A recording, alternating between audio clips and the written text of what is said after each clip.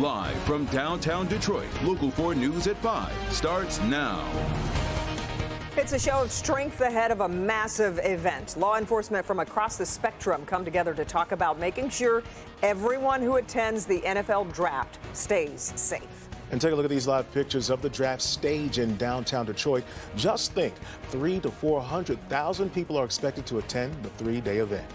And the clock is ticking to make sure everything is ready to go. As it stands right now, we are 7 days and 2 hours away from the Chicago Bears going on the clock with the first pick.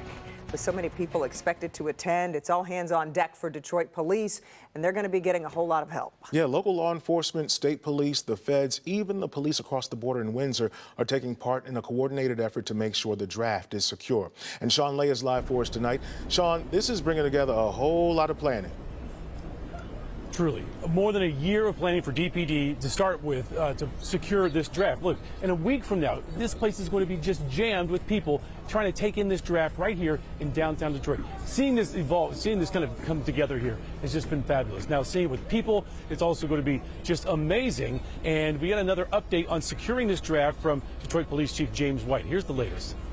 We're confident in our plan, which is built on our experiences managing large crowds such as Beyonce and the Taylor Swift concerts, the fireworks, the Lions, all the things that we did and do routinely, the Thanksgiving Day parade. Detroit Police Chief James White with a checklist of big events that the city of Detroit pulls off and big events that Detroit police routinely secure. Next week, something different. The NFL draft taking place over several days and NFL attractions spanning much of downtown. 300,000 plus people will pack the draft area. Today, Chief White making security checks at the draft area himself as local, state, and federal law enforcement gathered to assure you and your family this massive event will be safe.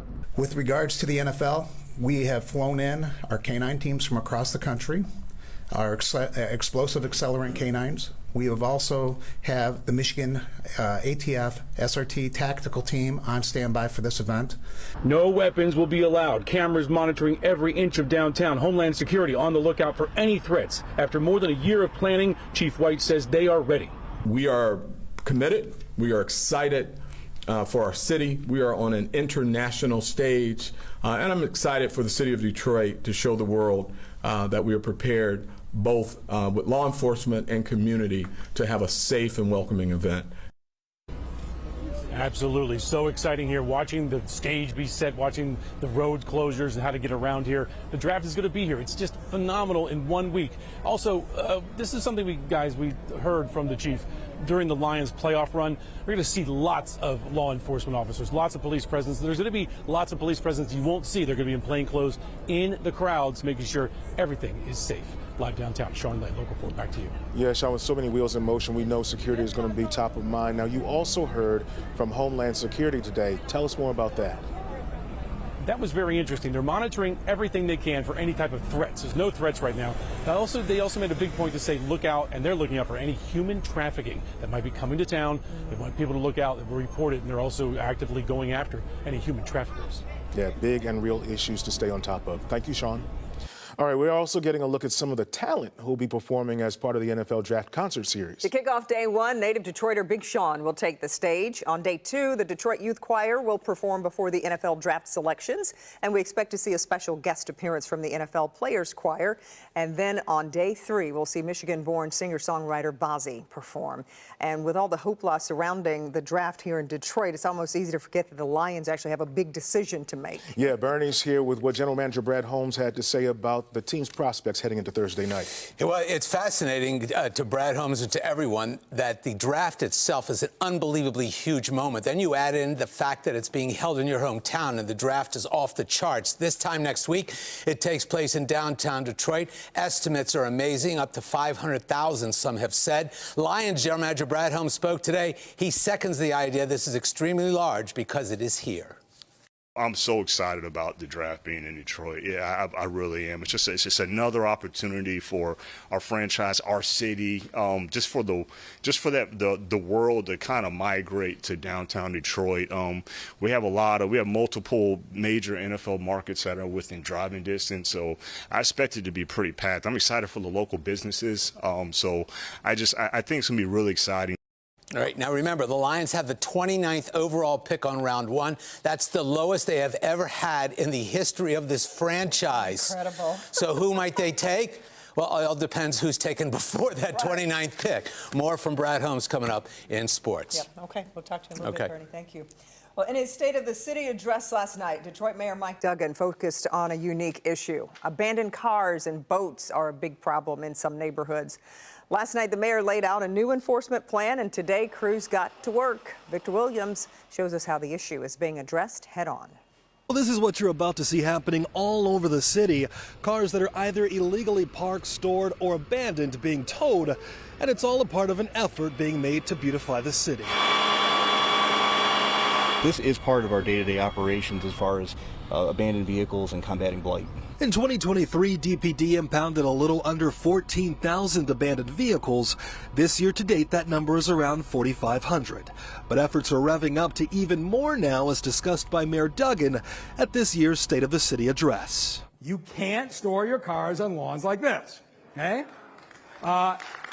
You can't store your commercial vehicles in our neighborhood.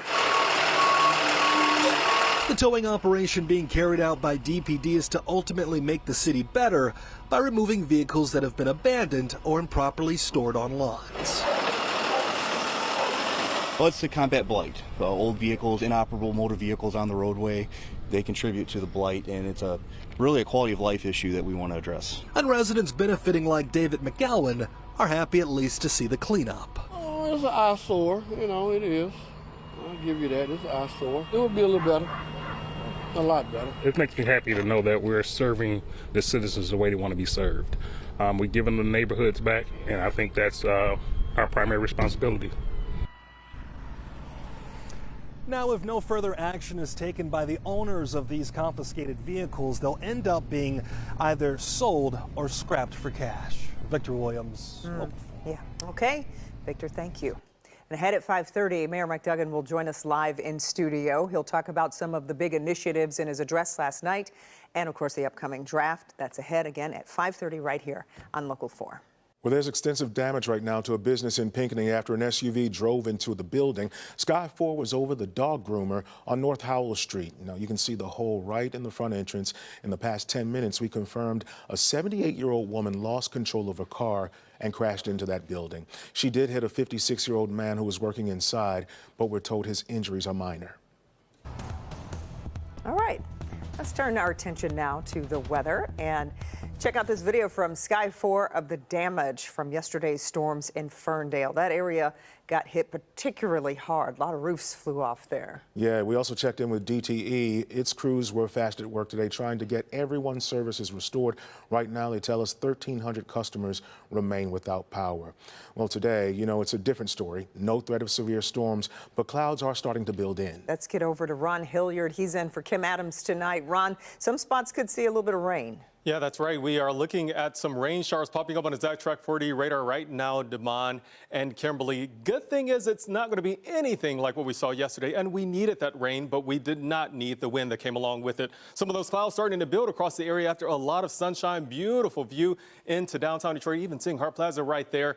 That view comes from Windsor. Right now, temperatures ranging from around 60 degrees to the mid-60s and even upper 60s in a lot of locations. We're at 68 at Metro Airport in Romulus, 60 right now in Howell, but a cool 56 degrees in Sandusky. Now, as we look at a Track 40 radar, a couple of showers starting to pop up. As you get into the Saginaw Bay area, we will have a lot more activity on the radar than that, though. Looking over toward the west, these showers in Wisconsin and Illinois have to make their way through our area this evening and later on tonight. Before that, though, a couple of spotty showers are possible. So here's what we're looking at for this evening. Temperatures in the mid-60s, and we're cooling off to right around the lower to mid-50s as we get toward midnight.